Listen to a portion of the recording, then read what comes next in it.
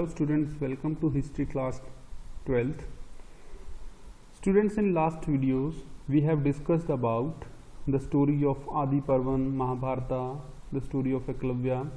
Now these were the stories which related to right occupation, and now we will study non-Kshatriya kings, means according to Dharma Shastra and Dharma Sutra, kings would be क्षत्रिय। जो राजा थे शास्त्रास के according क्या था कि राजा जो थे could be king, Kshatriya could be king, मतलब जो क्षत्रिय से सिर्फ वही राजा बन सकते थे। लेकिन कुछ ऐसे इंपॉर्टेंट रूलर लीनिएजेस हैं जिनका ओरिजिन जो है they have different origin. The social background of Maurya who ruled over a large empire has been hotly debated. Maurya जो एम्पायर है, चंद्रगुप्त मौर्य का जो ओरिजिन है वो अभी तक हॉटली डिबेटेड है। कोई कहता है वो कोई मौर्य यानी कि नाई का बेटा था, कोई कुछ कहता है, कोई कुछ कहते हैं। लेकिन जो बुद्धिस्ट टेक्स्ट हैं suggested they were Kshatriyas. Brahmanical text बताते हैं describe them as being of low origin. Shungas and Kanvas the immediate successor of the Maurya were Brahmanas. जो शुंगास और कानवास थे, मतलब मौर्यों के बाद जो थे वो थे सक्सेसर ऑफ मौर्यस, जो थे वो थे ब्राह्मणास। मतलब मौर्यस के बारे में कुछ ज़्यादा कुछ नहीं कहा जा सकता, लेकिन बुद्धिस्ट टेक्स्ट में इनको क्षत्रियस कहा गया है। तो सीधी सी बात है कि political power was effectively open to anyone who could muster the support and resources and rarely depended on birth as Kshatriyas. मतलब सीधी सी बात है कि पॉलिटिकल पावर किसी के बर्थ के अकॉर्डिंग नहीं चलेगी। जिसके पास रिसोर्सेज हैं, सपोर्ट मस्टर करने का साहस है, वो बन जाएगा राजा। क्षत्रिय होने की जरूरत नहीं है, कोई ज़्यादा जरूरी नहीं है कि वो क्षत्रिय ही हो। Other ruler such as Shakas who came from central India were regarded as Mlechchhas. अब ब्राह्मणिकल ऑर्डर में क्या थे? 4 वर्ण थे, ब्राह्मणास, क्षत्रियास, वैश्यास एंड शूद्रास। जो इन 4 वर्णों से बाहर यानी कि सोशल ऑर्डर में नहीं आते थे, 4 वर्णों से बाहर आते थे, उनको कहा जाता था मलेच्छाज। तो जो शकास थे इन 4 ऑर्डर्स में नहीं आते थे, तो इनको मलेच्छास की उपाधि दी गई, मलेच्छास के नाम से जाना जाने लगा। और इन मलेच्छास के बारे में क्या कहा जाता था? दे आर बारबेरियन और आउटसाइडर बाय ब्राह्मणास। जो मतलब बारबेरियन हैं, खूंखार हैं, और ब्राह्मणास की जो ओरिजिन से आउटसाइडर हैं। However, one of the earliest inscription in Sanskrit described Rudraman, the best known Shaka ruler, 2nd century CE, rebuilt Sudarshan Lake. This suggested that powerful Malaysias had familiar relation with Sanskritic tradition. Means के जो संस्कृत के tradition में जितने भी रीति रिवाज आते थे, उन सभी रीति रिवाजों को नॉन ब्राह्मण्स या ब्राह्मणिकल ऑर्डर में ना आने वाले जो लोग थे, जैसे शकास जो हैं, शकास को मलेच्छास कहा गया, तो ये मलेच्छास भी संस्कृत के साथ अच्छा रिलेशन रखते थे। उसी तरह एक और एग्जांपल है कि क्षत्रिय रूलर्स, सारे के सारे रूलर्स क्षत्रिय नहीं हो सकते थे। तो बेस्ट नॉन रूलर जो है यहाँ का सातवाहन डायनेस्टी का, वो था गौतमीपुत्र श्री सातकर्णी। ये कहा गया कि क्लेम्ड टू बी बोथ है ब्राह्मणा, यूनिक ब्राह्मण कहा गया इसको, एक का ब्राह्मणा, जिसने क्षत्रियों के प्राइड को डिस्ट्रॉय करके एक किंगडम की एस्टेब्लिशमेंट की।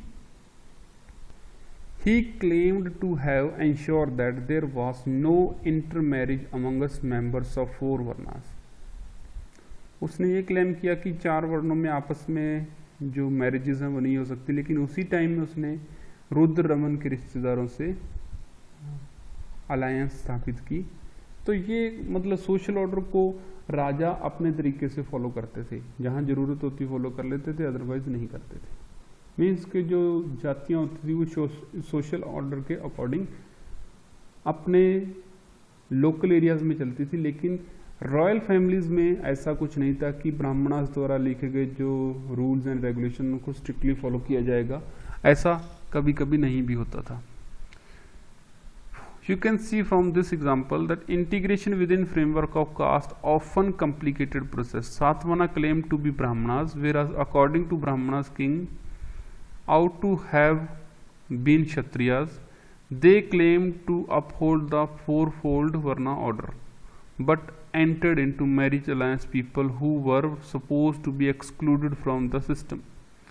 मतलब अब बहुत सारे ब्राह्मणास द्वारा लिखी गई जो रचनाएं थी जिनमें रूल्स एंड रेगुलेशन कहा गया था, उसमें कहा गया था कि ब्राह्मण राजा नहीं हो सकता, राजा सिर्फ क्षत्रिय हो सकता है। तो ये एक रूल उनका फॉलो नहीं हुआ। दूसरा कि वर्णास जो फोर फोल्ड हैं, वर्णास के 4 ऑर्डर हैं वर्णास के, उन ऑर्डर में आपस में इंटर मैरिजेस नहीं होंगी और वो कहीं से भी, मतलब ब्राह्मणास हैं ब्राह्मणा के फैमिलीज में करेंगे मैरिजेस, क्षत्रियस हैं वो क्षत्रियस की फैमिलीज में, वैश्यास वैश्यास की फैमिली, शूद्रास की फैमिलीज में मैरिज करेंगे। लेकिन कुछ रूलर लीनिएज ऐसी भी थी जिन्होंने मैरिज अलायंस कुछ ऐसे लोगों के साथ की जो मतलब इन ब्राह्मणिकल ऑर्डर में नहीं आता था। मान लो कोई क्षत्रिय रूलर है, उसने किसी दूर के राजा के साथ अपने बेटे या बेटी की शादी कर दी, जो वो दूर का जो राजा है वो ब्राह्मणों के इस ऑर्डर में, 4 वर्णास के ऑर्डर में नहीं आता था। तो मतलब ये भी एक तरह से फॉलो नहीं हुआ।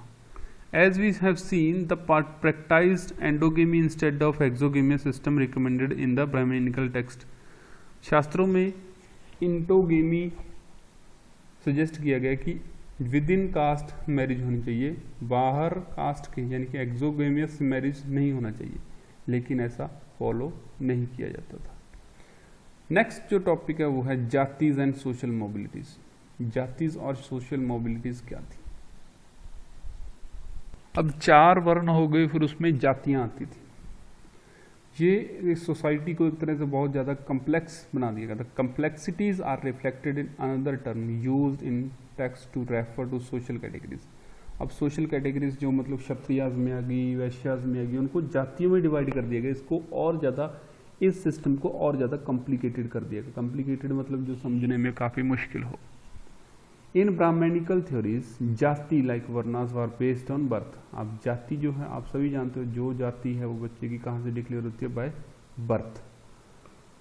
While the number of varnas was fixed at 4, there was no restriction on number of जातिस। अब जातियों के नंबर पर यानी कि जातियों की संख्या का के ऊपर कोई रिस्ट्रिक्शन नहीं थी, कितनी भी हो सकती थी जातियां, क्योंकि 4 वर्ण थे और 4 वर्णों में सारी सोसाइटी कैटेगराइज नहीं होती थी, तो चारों वर्णों में जातियों को अलग अलग से डिस्क्राइब कर दिया गया। बहुत सारी जातियां थी। Whenever Brahmanical authority encountered new group, for instance people living in forest such as Nishadas, or wanted to assign a name, occupation category such as goldsmith, swarnkar, which did not easily fit into the fourfold varna system, they classified them as jatis। तो मतलब जो इनके 4 वर्णों में सही तरह fit नहीं होता था उनको अलग से वो जाति बना देते थे ब्राह्मण। एक तो वर्णों में जातियां होती थी, कुछ जातियां वो बाहर बना देते थे। जैसे जंगलों में रहने वाले लोग जो थे उनको निषादास के नाम से जाना लगा, और गोल्ड स्मिथ जो थे उनको स्वर्णकार यानी कि सोनार जो थे, सोने का काम करने वाले, उनको इन 4फोल्ड सिस्टम से बाहर रख दिया गया और उनकी जाति बना दी गई। अब जाति का मतलब क्या? Jati which shared a common occupation of profession, sometime organise shrenis और गिल्ड। मतलब जाति क्या होती है? जो एक तरह का काम करती है। जैसे स्वर्णकार हैं, सोने का काम करते हैं, तो उनको एक श्रेणी बना दिया गया, गिल्ड बना दिया गया उनको एक। अब we seldom come across document that record the histories of these groups. अब इन ग्रुप्स की हिस्ट्री क्या थी? जैसे निषादास की हिस्ट्री क्या थी, स्वर्णकार की हिस्ट्री क्या थी। लेकिन कुछ ऐसी चीज़ें हैं, कुछ ऐसी एक्सेप्शन हैं जिनकी रिटन एविडेंस में हिस्ट्री मिली है। जैसे मंदसौर मध्य प्रदेश में एक इंस्क्रिप्शन मिली है जिसमें सिल्क वीवर्स के बारे में लिखा हुआ है, जो पहले गुजरात में रहते थे और वहाँ से उठ गए और कहाँ आ गए? मंदसौर मध्य प्रदेश में आ गए। वहाँ पर आकर रहने लगे और इनका नाम जो था वहाँ पर क्या पड़ा? वहाँ पर इनका नाम पड़ा दशपुरास।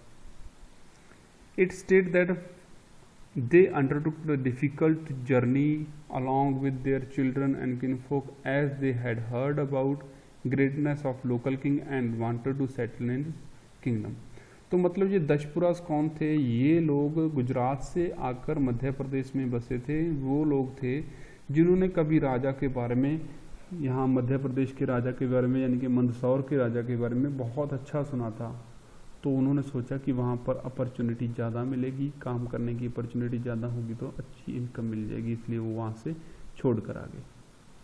The inscription provides a fascinating glimpse of complex social process and provide insight into nature of guilds और श्रेणीज। अब अगर कोई ऐसी इंस्क्रिप्शन मिलती है तो हमें उससे ये पता चल जाता है कि कास्ट के अंदर, श्रेणी के अंदर क्या कुछ होता था। अब जैसे कोई कास्ट है, कोई श्रेणी है, तो उसमें मेंबरशिप जो थी अलग अलग होती थी। जैसे क्राफ्ट स्पेशलाइजेशन होगी वैसे मेंबर्स होंगे। फॉर एग्जांपल कोई मतलब कलेक्ट करता है गोल्ड को, तो वो गोल्ड स्मिथ की फैमिली तो आता है, लेकिन वो कलेक्ट करने वाले की फैमिली में आ जाता है। उसी तरह से अगर कोई उसको ढालता है, उसके मतलब डिज़ाइनिंग करता है, वो अलग कैटेगरी में आ जाएगा। जो उसको बनाता है, गोल्ड को अच्छे गहनों में बनाता है, वो अलग कैटेगरी में। इस तरह से अलग अलग कैटेगरीज उनकी ऑक्यूपेशन के अकॉर्डिंग, प्रोफेशन के अकॉर्डिंग डिक्लेयर कर दी जाएंगी जातीज। और जाति से बाहर, बियॉन्ड द 4 वर्नास, ये हम नेक्स्ट वीडियो में करेंगे। तब तक आप इसको पढ़िए। Thank you.